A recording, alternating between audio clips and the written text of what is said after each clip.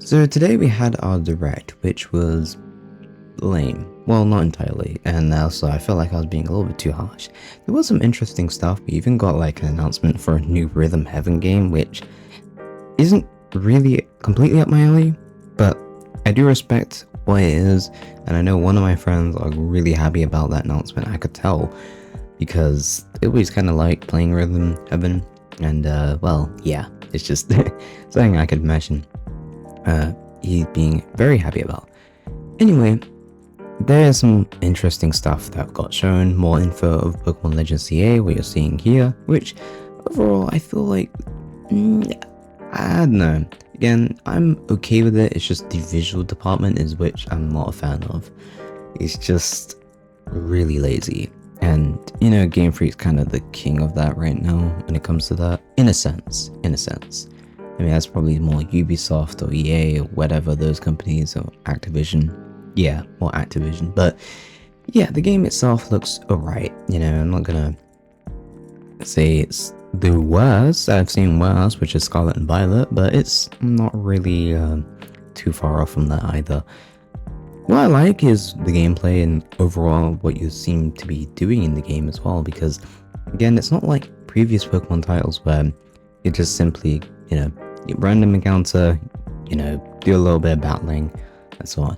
This time you actually have to move, which is mainly borrowed from Xenoblade. I can see a lot of things that are borrowed from Xenoblade, which isn't surprising because Xenoblade is a really high quality game for what it is and what it's on. So I'm not too surprised there. And obviously, I'm guessing they're gonna have some new megas, but we still don't know too much. And I don't know. I am a little bit worried, that we're not gonna get anything really new, but still quite early. I mean, this is, I think, its second trailer, so you know, there isn't too much to worry about just yet. I mean, they did say later on this year, so we'll probably get another, maybe 2 more trailers. Definitely one for a launch trailer. But I am impressed with what it's showing, and I'm not gonna knock it. There's some interesting stuff too with the whole, like, when it gets dark, it's like this little, I guess, contest or whatever, like a battle contest, which if you run into another trainer, it's like an instant battle and they'll just fight you, and you have to do your best and win, which is a cool feature as well. Overall, I think this is gonna do well, just like any other Pokemon game. I mean, hey, there's some more story tidbits for Kalos, and overall I'm just excited. So if you guys are pretty excited for Pokemon Legends EA, let me know in the comment section below. For me, I don't know. I mean, right now I'm more excited for Pokemon Champions than I am Pokemon Legends EA. But that's, you know, just because of the visual department. Overall, other than that, the game is really good.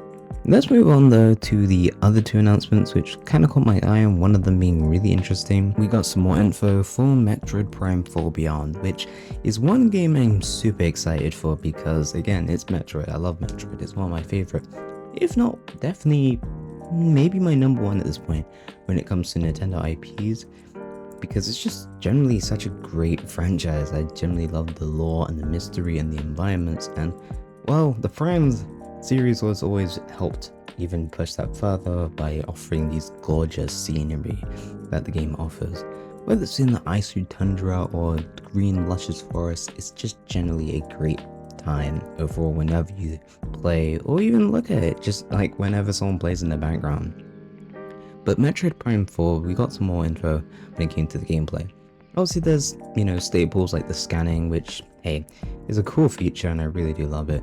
I'm glad from what I'm seeing because it was more later down the trailer, where obviously I think, is that Choza? I'm not sure exactly, but basically someone was like talking to you, and so it was still not exactly in English, right?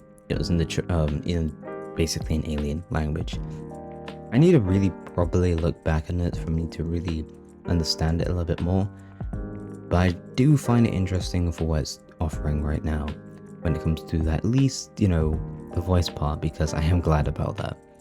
Another thing I do like is this whole new ability, which is basically psychic power, which, you know, honestly, I'm more excited for that in case we get a new Smash game, because hey, at least you can make a new moveset.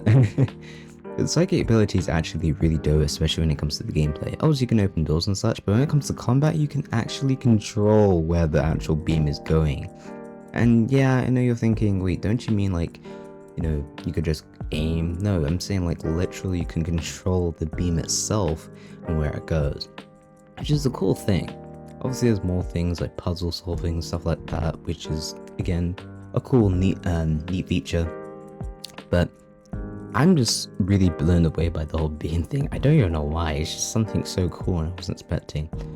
But yeah, let's talk about the visuals, because visually this game is phenomenal. Like, I love what I'm seeing so far, and honestly, if you're telling me that this is going to be running on Switch hardware, I'm a little bit shocked. But then again, this is from Retro Studios, always impressed when it comes to the visual department of things, so that's something to always look forward to. Still no release date, sadly, but still is coming in 2025, so don't worry, we will be still getting it. And if anything, they you know, I don't think we're really gonna suffer a delay, because just generally what we're seeing, it's more of a finished product. But beforehand we didn't get any trailer drops at all, so I can understand why. It was in a similar vein with Bayonetta 3, which finally came out, although I hope it doesn't suffer from the same issue, because I know Bayonetta 3 didn't exactly deliver, and considering the time you had to wait for it, yeah, that might be also an issue for Metroid, so it kind of has some pressure going for it. Hopefully it's not too much pressure though, because I generally like what I'm seeing, though I do feel like it is repeating some things I wish, you know, they kind of changed. Like, I don't know, from what the first trailer showed, I am much more interested in the part when it came to, was it Silex? I think I'm saying his name right, which is an antagonist or character that's been pretty much built upon and hyped upon throughout the series. So I'm pretty excited on what they do there, but I don't know, hopefully they don't stray too far away, because I do want to see him more in this game.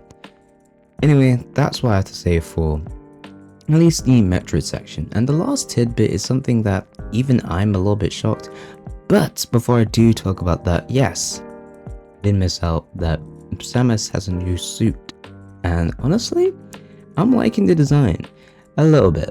There's some parts about mainly the front part I'm not happy about, it looks a little bit too plain, but I like it. The coloring is beautiful, and overall, it's just mainly the chest part I have a problem with, not so much the rest of the body. Overall, I'm just happy that we actually got a new design, and it's really sick. I'm praying that when we get new Smash games like Smash 6, please include Metroid Dread alongside with Metroid Prime 4's design, because honestly, they just make great costume designs. Come on, man. That's something I'll probably make a video about on its own, is talking about stuff I would want in the new Smash game. Just something I've been thinking of doing. Anyway, but regardless, let's focus on the actual big stuff, which, well, I did just talk about the big stuff, but something that kind of caught my eye, and it plays probably a little bit of a role, or pivotal role to the Switch 2. Actually, I kind of misunderstood the actual feature, and it just seems like basically you'll be able to easily manage your digital games, as well as more, well, essentially you can actually just swap out games just digitally. So instead of just swapping out your games physically, you can do that with your virtual games, and basically your digital games, I mean, which is, you know, I'm still confused. It's kind of weird. I don't know what they're really trying to do with this, but hey, it's something that they're definitely going to implement with the Switch 2, but I'm still a little bit confused, honestly. It seems a little bit convoluted too. Not entirely, but it's definitely really weird. But that's classic Nintendo for you, because you can't have a simple thing, not always. Sometimes they just do the most for the most simplest feature. You see, that's the Nintendo magic right there. Yeah, honestly, I'm not really too impressed now understanding it, but hey, it is what it is. And that is pretty much the only things I really can talk about that is interesting. Also, you got Dragon Quest 1 and 2 remaster, or you know how the Square Enix remaster of those games, which is like the 2DH, I actually forgot the name. You know what I'm talking about though. If you played the Dragon Quest 3 game, or the new, I literally for the life of me cannot remember, but you know what I'm talking about. Anyway, without further ado, I will leave it here with this confusing yet cool feature. that the Switch is providing, it's, what, 7 years or 8 years later. But hey, if you guys do find these stuff interesting, then let me know in the comment section below. And do you think you'll actually use this feature? And yeah, mention your thoughts about Metroid Prime as well as Pokemon Legends EA. Without further ado, I will confusedly think about this further in my own time. Peace out guys, and have a great day.